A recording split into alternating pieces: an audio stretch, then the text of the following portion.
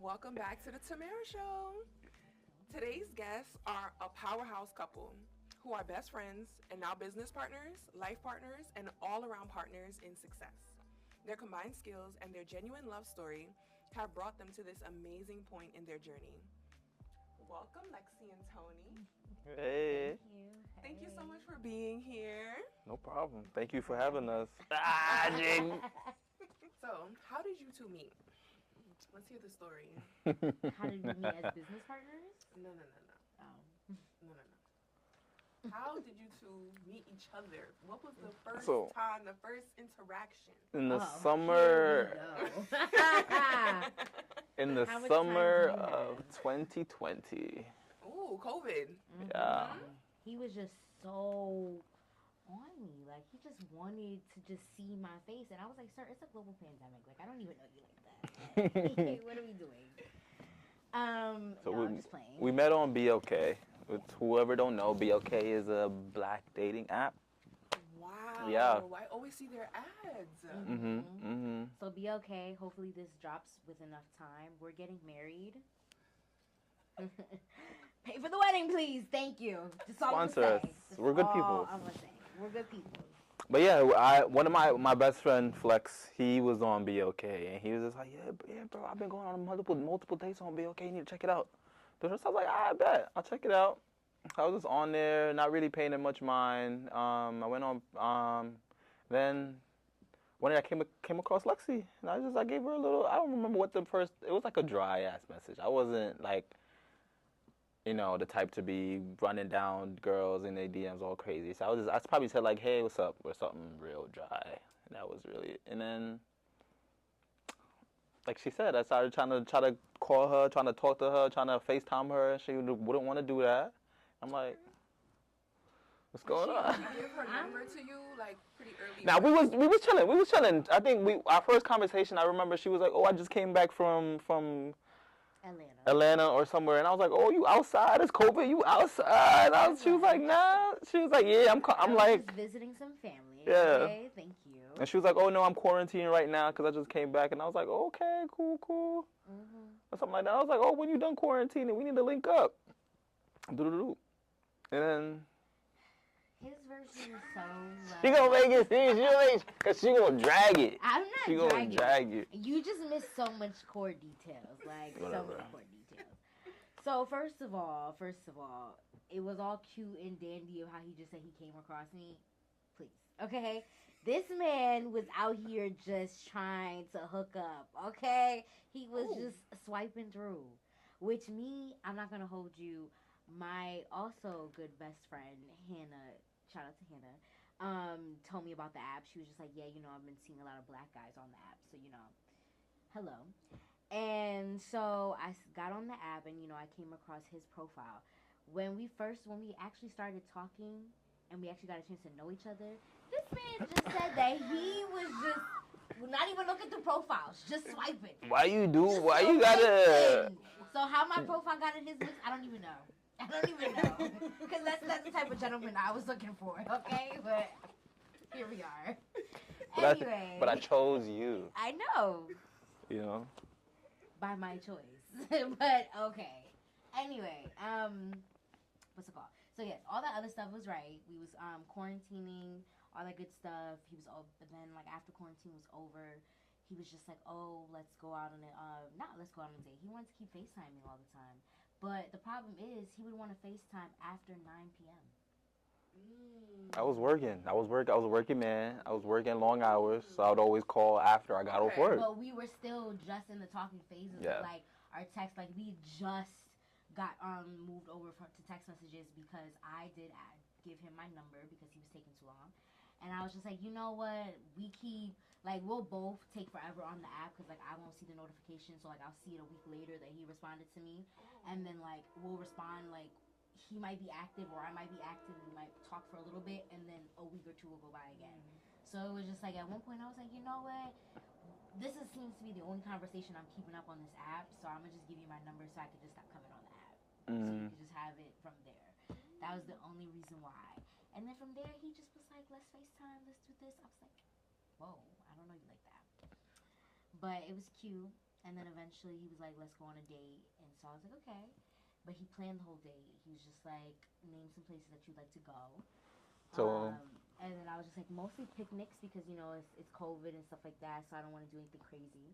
I thought I was going to have to do all of the work for the picnic, like getting the food, getting the games. And he was literally just like, no, just tell me what park you want to meet up at. And then I'll bring everything. yes, sir. Guys, y'all know y'all got to do the things, man. So she told me the location, and I brought the blankets. I brought the food. I brought all the little things that we were gonna be doing. A food from a spot that I told him that I've been wanting to check out too. Actually. Yeah, so I got Jamaican food from Blue Cantina, right up there, sir. So I got the Jamaican food, all that. I brought the blanket, had the whole spread. I brought little card games for us to play. I think I had like a bottle of wine too, or something like that. So it was just like it was at a park. On August 31st, that's the first day we met. So that's a day for like, we try to every year go back to that park and have a little picnic at the same exact location too. So we do a lot of little things. Like even every month we celebrate our anniversary by going on a little date or trying to like do something at least together like every single month on our day. So the rest is history from there. I know, and look where you guys are now. He missed the most important part. Oh my God! No, Why you always got it? I will never let you live this down. Even at our wedding, I will say this. Okay. This man thought I was a catfish, y'all. Yes. So he literally called me up when I got to the park, and he was just like, "Oh, where you at?" So now it's just like he's starting to press me. He's just like, what kind of car are you driving? Did you just pull up? Where'd you park? I'm gonna meet you at your car. So, you know, as a woman, I mean, it's daytime, but still me as a woman, I'm like, I don't really know you like that. You asking all these crazy questions. You like. But mind you, we've been talking for like 2 weeks now. I have not yet seen what this girl looked like. She has not answered. No FaceTime. She has not answered a FaceTime. It's just straight texting for 2 weeks. I'm like, I have her on Instagram, but all her she has a different hairstyle in every single picture. Every single picture is a different location. Every single picture look like it's just some good up picture. So I'm like, nah, this is like look like you teething somebody's pictures or something, you know? Like you come, you know, it was a lot. No. So he over here, I understand his sentiments, but you have to understand from my point of view. I'm over here about to go on a date with somebody. We only have talked on the phone, so I've never seen him in person either. So I'm like, you know, a little nervous. And now when we're at the park, now he's moving really weird. Like, where you at? What kind of color car you driving? What's the license plate number? Like, he trying to find me. I'm like, oh no. But he doesn't even say that the man he peeps the car that I'm in and pulls up and he's like, oh, never mind. I see you. I'm right behind you. I had one half of me to just lock the car door and reverse and back up out of there and dip, okay? And then I was like, what do you mean? And then he just walked up to the window. I walk up to the window, I'm like, walk up to the car, like, hey, it's me. I said, oh no. What's up, shorty? Oh, you real? Oh, you real? I was like, oh, you real? It's really you. I was like, no way. Oh my goodness. No way. I was not playing. If it was not her, I was leaving. All the food I just bought, everything I have in the car was going with me. If it was not really her, I was not playing. Oh my God. So over here giving me a whole heart attack thinking he a creep. So for the first like 10, 15 minutes of the day, I'm a little nervous now because I'm like, the man that came to my car door, like he at the window. So now I'm like, all right, I gotta be nice. Like he might be crazy. He knows what car I'm driving. Wow, all these things were going through your head. I'll be thinking that too. Like, oh my God. Imagine I never heard from you again that day. Like, I'm like, shit, I thought I bought food, I did all this, shorty, damn. You were just being yourself. You know? But throughout the day, he just won me over little by little because he just kept popping up with because I didn't know he had all the things that he said he did. So little by little, he just kept showing all those different things, and then, you know, we were just getting to know each other. So, you know, it was just a nice vibe. Yeah. Wow. Now you guys are engaged to be married, and then you guys will have tons of children. And, okay, I don't know about tons, but so cute. Thank you. Max 3. Max is 3? Max 3. For you, 2. 2 is a golden number. Okay, that's Max like a 3. nice, medium right there. I'm like, I feel like 2 won't overpower us, you know? I mean, 3 won't kill you either. And then the two will have like another sibling. So exciting. I feel like they have each other. Yeah. That too. Yeah. What if you have twins? Jesus. Double trouble. One and done, baby. One That's and done. Whoa. Hopefully it's a boy and a girl twin, because if it's the same gender, we're gonna have to try again. Okay. Hey, what's wrong with 2 girls or 2 boys? That's a lot to not have the other one coming as somebody that has all sisters. You know, it would be nice to have a brother in the mix. That's true. Wow. And he has both, so. Yeah. Whatever the Lord wants to do. Yeah, you know, at this point, just healthy. Yeah, whatever he could bless us with. That's And all we really fingers care and about at toes. the end of the day. Okay? Literally. Okay. Okay, so we heard about your story. What about More Social Club? Okay. Tell me a little bit about it. What is it all about? How did the idea originate? How did you want to take this, or shall I? But you can go ahead. Okay. So the real baby before all the real children come into the picture, honestly. But so More Social Club actually originally started as More NYC? More, honestly, just More. It was a clothing brand. That's what it was. So I was just like, I was trying to think if we had Yeah, it was just More NYC. Yeah, it was just More NYC. So we originally started as clothes. We just kind of, the thought came from randomly one day I was at his house and I was just like, you know, I've always wanted to have a men's boutique because I feel like menswear isn't really something that is out there a lot, even though right after I said that, men's boutiques just started popping up left and right, but they were overpriced, and that was the thing. I didn't want to do overpriced. I felt like men's clothes should have comfortably and affordable ranges as well too. Yeah. So this was back in 2021, by the way. Yeah. So we were just sitting there. We were just like, yeah, we want to do. That's what we want to do. Oh, in 2021, basically, we did that from 2021 to like 2023-ish. Yeah, because 2024, 2025 was just kind of like up in the air. And so we just did that, and then eventually we realized, like, okay, clothes is not really our selling point. We're not making any money from that. We're not getting anywhere with that. It's great ideas, everything like that, but we're just missing the mark.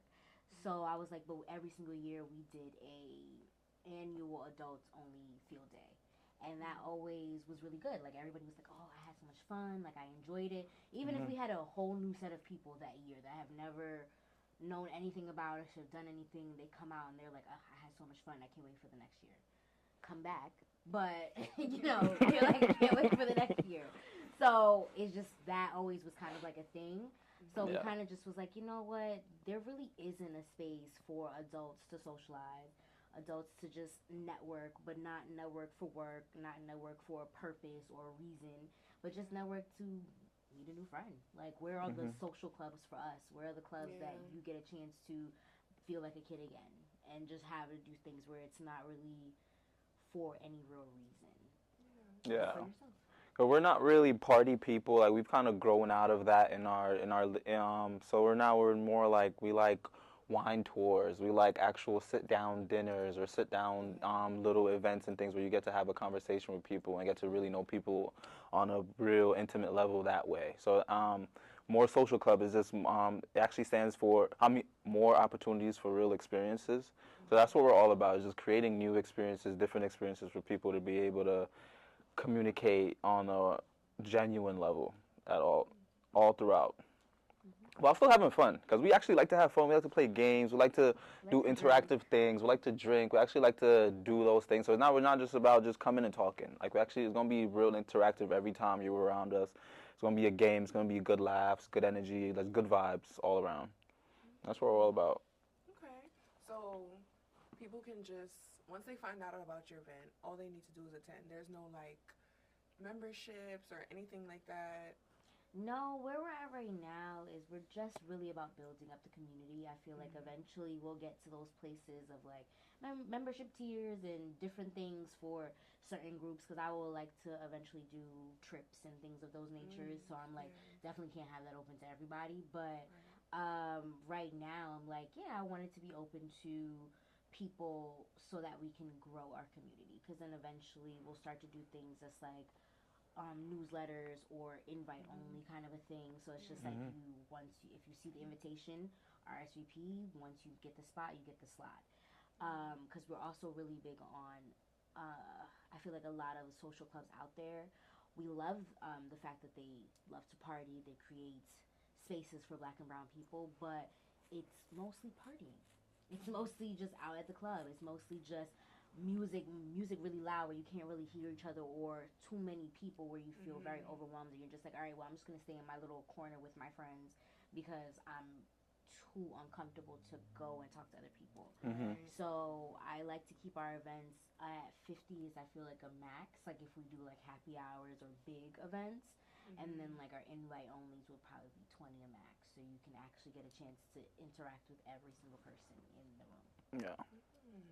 So do you guys work independently, or do you guys team up with other people or organizations to also carry out maybe their vision? We're big on community. So we're big on community, working with other people, just supporting other people. Like one of the easiest things you could do is just share other people, other communities, things that they have going on, and just being interactive in that way, just always communicating and helping each other out on any level. So from the ground up, one of our founding things is just always working with other organizations and other people and places that we see that actually align with us and what we have going on, and the smallest thing, like, hey, just show up. We'll come to your event, you come to our event, just to support each other in that way. It's never nothing too crazy. So we're just all about building that community, and one of our biggest things is actually just helping other organizations in any way we can.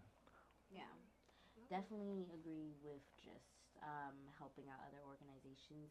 Something that we would eventually like to do going into next year, now that we've kind of had that, we've seen how it works with our own events, is helping other organizations in ways of like those party groups. Like some of them will do like smaller, intimate invite things where it'll still be like a party but like on a smaller scale. So we would love to be that second group that kind of comes in and hosts the experience. So while the music is playing in the background, we'll actually play games where you can connect and talk to the people inside that room. So kind of help elevate their more intimate events in that way, the way that we do with our own events. So that's something that I'm really looking forward to working with other orgs next year. That's awesome. Yeah. So sometimes it could be really challenging to get into business with your romantic partner. Did you guys have any fears around that?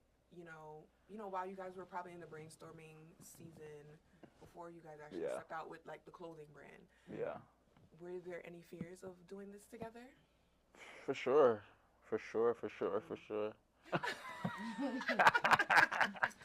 I was ready for it, but I didn't know what it was, so I can say that. I'll be honest in that regard. So I didn't have any fears, but definitely learned some challenges along the road, just bumps along the way. Like, you really can't take the arguments that you're having personally into the business. Definitely had to learn that a few times. Yes. Yeah.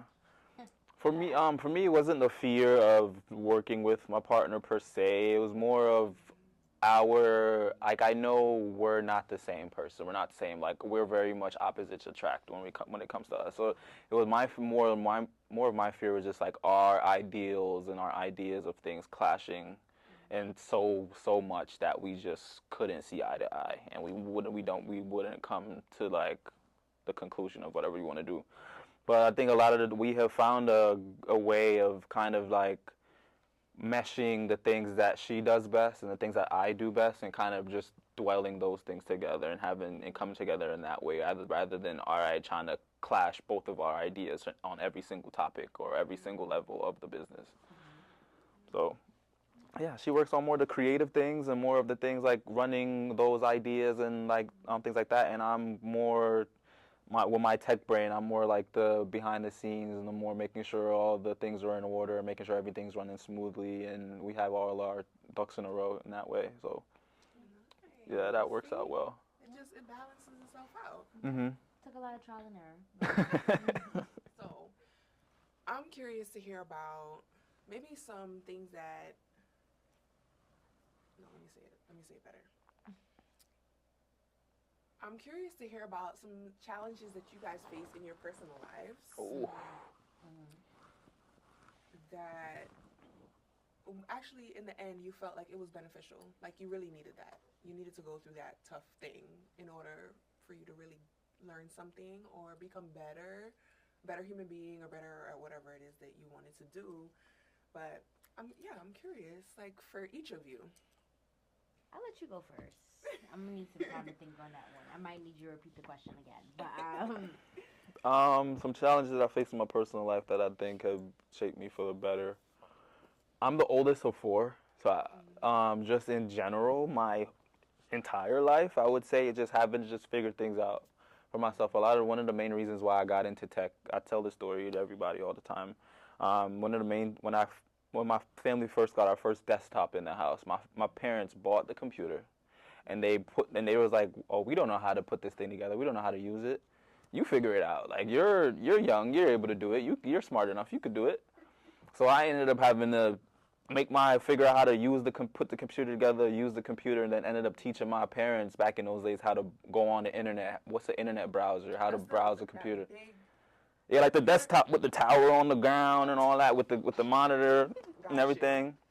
So yeah, then turning them how to browse the internet and teaching them how to use the computer, and that kind of just spawned from there, like my love for technology and my love for learning and always just wanting to learn random facts about everything that I can. I'm a big believer in just constantly learning new things, no matter what it is. So that has truly shaped me into the person I am today. I constantly just keep learning, and I work in tech, and I'm always just finding my own way. Like that's also a positive and a negative, what she tells me all the time. Like I could never ask for help. I never know how to ask for help. I'm always just trying to figure things out on my own or trying to do things by myself. And it's just like I never stop till I get it done on my own. And it's like sometimes I need to actually like take a step back and be like, okay, I need help. I need to ask somebody for help sometimes. But that has shaped me who I am today. So that's a good thing because you're a solution-oriented like, kind of person. Yeah, so for sure. You're never going to be like, okay, well, if I can't figure it out, whatever. Yeah, if there's a will, there's a way. Like, I'm not going to stop till I figure it out. Like, I'll stay up all night, bust my brain until I find out a way. So it's a blessing and a curse. Yep. Yeah, but more blessing, in my opinion. I want to say, I'm trying to think the best way to phrase it. I think it's a combination of getting unemployed. Well, not getting unemployed, but getting laid off. There you go. That's a better way to put it. Getting laid off and kind of realizing that nothing is really going to be handed to you. And what I mean by that is just that, like, my family always helped me through a lot of steps in my life in a lot of ways that I didn't really understand until they didn't help me anymore. And then I was like, oh, okay, I got to do that on my own. All right. And that was kind of a bit of a culture shock in a sense, just because I didn't really think that I could do that on my own, figure out stuff on my own, figure out my next steps in life, figure out what I wanted to do if my career choice didn't work out because I wasn't finding work. So kind of just being unemployed for these last 2 years. I shouldn't say being unemployed. Let me spin that. Being a freelance contractor for the last 1.5 years.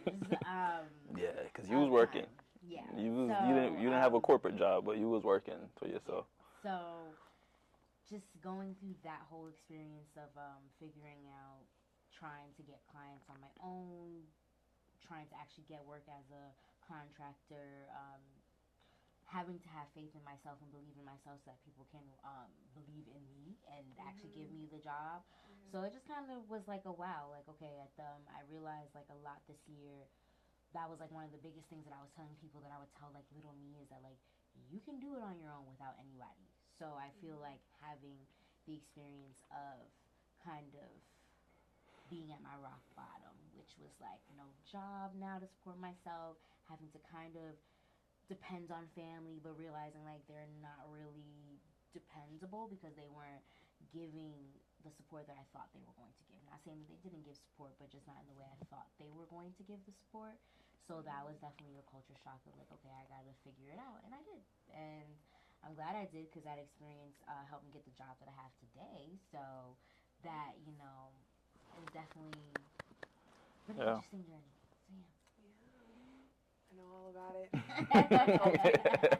Yes, crazy. It's crazy. It's crazy. Crazy. But yeah, it turns out way better in the end. You're like, oh wow, kind of tough, but needed that. Yeah, those wins feel so much better. Like it feels so much better when we went through all that struggle and then you finally made it out. I agree. Now it makes you more excited for the next set of years. Like he always says, like something about me. I'm not the type of person that if I experience something that was like really nerve wracking, the next go around I won't be like, well, I've experienced something nerve wracking, like it's gonna be a cake. I'm still going to be nervous and doubtful and all these things, but this experience has kind of shifted that mindset a little bit. Like it's not gone completely, but it's definitely like you never know, things might actually work out, kind of a thing. So I definitely wouldn't have had this mindset if I didn't go through what I went through. So. And then I got the Alexci I'm looking at today. Yes. Okay, so I hope this doesn't come off crazy. Oh gosh, now I'm nervous. So you know how like sometimes like couples will argue about like really silly small things, right? Oh yeah. What are some things that you guys have argued about?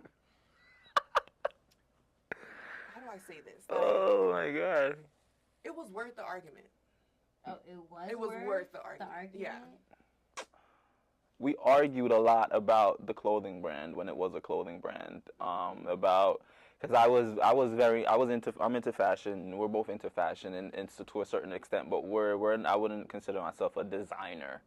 So like a lot of the hardships that we faced when we had the clothing brand was just constantly having to come up with new designs and constantly having to come up with new drops and things to do.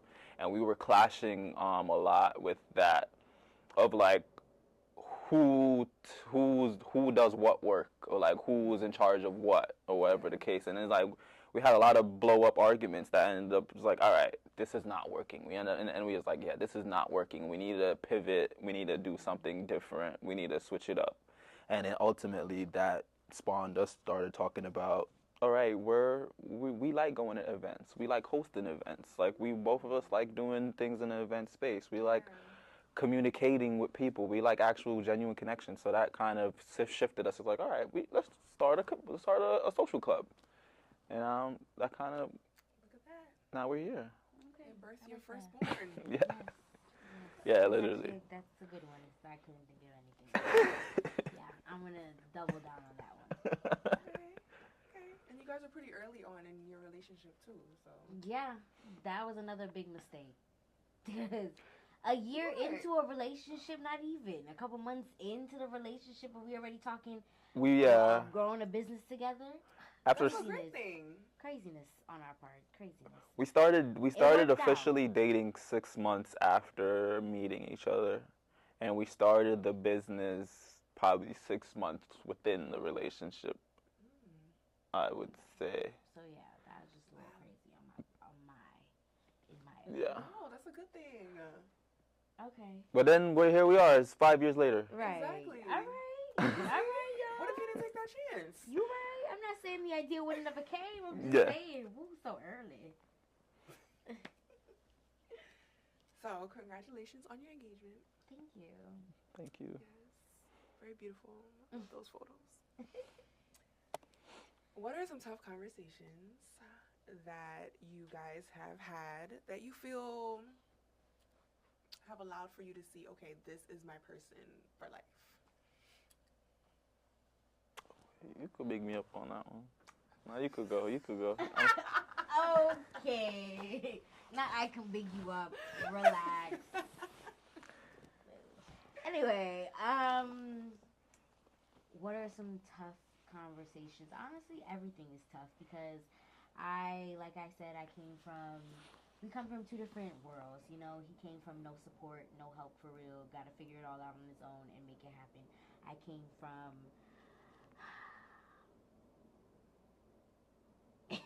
if we had the money, a silver spoon, I would say, to to match that description. But we still, let me not say like we don't have money, but we wasn't rich, you know. We wasn't Beyonce and Jay-Z level rich of some things, even though they raised me to think that we were.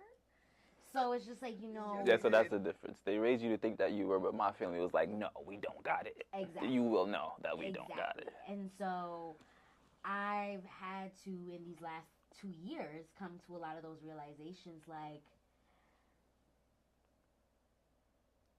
there is no pile of money or anything to come and save me at any point in time. Wow, we don't got it like that. Like, we're not struggling, but we're not showboating and gloating either down the halls. So that was definitely a wake-up call, a hard one for me to kind of go through. So, like, that was a lot of tough conversations that me and him had to have. It was just, like, me coming to those realizations, like, oh, I can't really have it all. I'm not saying I can't have it all forever, but I just can't have it all right now. You have to be realistic of living within your means so that you can get to the points that you want to.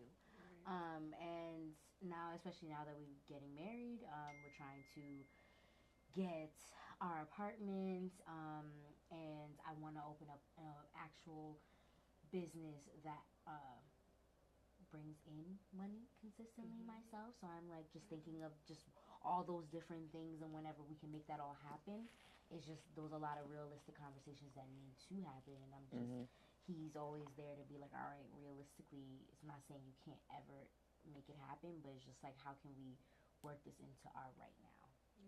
So that, to me, I was just like, yeah, that's definitely someone who, because he's always there to support all the crazy dreams that I have. Like today, I literally told him, we were at Kava, we were online, and the way that the new Kava opened up in Cross County, y'all, okay, hot mess. Hot freaking mess. Because yes, they are a mess. They will so soon busy, get better. They can't manage. But they just cannot manage the influx of people, because it's like a lot of people have never had Kava, never tried it, that don't go to the city. True. So it's like they're getting a lot of people and they're not trained. They don't have Kava workers there. Like, it seems like all the people there are brand new. And just a lot of different systems. And I was like, you know, one of the things that they could have did is simply moving the signs of like the bases of how you build your bowls and stuff like that, of everything that's there, moving it to the front window, because they're just like rushing all the people. So then now you have to like, the way the line is just disorganized, it's just they just cause a lot of chaos the way they move. And so I was like, well, if I was a franchise owner, I would have did. So then I was like, well, now, you know, maybe I should own a franchise. Like, and he was like, yeah, maybe you should. You have great customer service. And that's just one of the things that I tell him on every day. Like, I come to him with a new business idea, like, every other day. And he's just like, yeah, you should do that. And I'm like, I'm gonna put the battery in her back. You have that idea, you should do that. I'm gonna make sure she gets push her to the fullest. Exactly. But then he also keeps me grounded to be like, all right, but do you have the money to do that right now? And I'm like, oh, you're right. Yeah. I mean, you don't always need like tangible funds. No, but 100%. That's the next part that we're trying to figure out now too, like how you can make things work without having the tangible funds right then and there. So that's our next big goal that we're trying to figure out. Yeah. What advice do you guys have for somebody pursuing their dream? Just keep swimming, baby. Yeah. To hop onto that as well. Like, don't let nobody tell you otherwise. Like, if you have that dream, go out and do it. It's like it's all a dream to everybody else that's not doing that thing. Like, nobody sees all the hard work, sweat, and tears that you put in behind the scenes to make your dreams a reality. It's like nobody else is right there with you putting in the work. So it's like everybody else is gonna be like, okay, give up, do it, but they're not doing the work to actually get there, and they don't have that dream of what you feel like you can accomplish. It's like you're your biggest competition at the end of the day. Like, if you push yourself, you can do whatever you want. Yep. Definitely. I feel like you just gave my little speech, so I'll keep it short. But just to elaborate onto that, I definitely feel like you gotta keep swimming, you gotta keep pushing, but you also just gotta believe that if you see a vision and you have a clear mindset to it, that if you just keep putting yourself out there, you're gonna find the right set of people. Like, it may not be the people in front of you, it may not be the people on the side of you, but if you just keep going, they're gonna eventually redirect it, and you'll find the people that need what you're putting out there. So just keep putting it out there and just keep finding new ways and new people to put it out there too. To add on to that, I'm sorry. I love it. Since But when become chatty Cathy? It just made me think of something. It made me think of something. Those people that's gonna help you might not be your friend. Yes. It's not always gonna be your closest friend. Them. Some of your biggest people that's gonna support you. It's always gonna be like the random person you meet on the street, the random supporter that just likes your thing, that just came across whatever it is that you're doing, and they're like, "Yo, I love that. I want to support it." Those are the people that's really gonna just keep doing your thing. You don't always have to try to say, "Oh, I gotta make sure I'm only sending it to my friends. I'm only sending it to people that I know." No, send it out there for the whole world to see. You never know what might happen. Ooh, that was some good advice. I love it. Thank you guys for being here. Thank you for having us. This is great. Yes, and y'all better continue. Y'all better click the link down in her bio. Y'all better subscribe, okay? Subscribe to my girl's channel. There's going to be more interviews out here every single day. The Tamara Show is back in action. Period. Yes, that part. Okay. So yes, like she said, subscribe. I'm going to leave some info about Alexci and Tony in the description box below. Bye. Bye.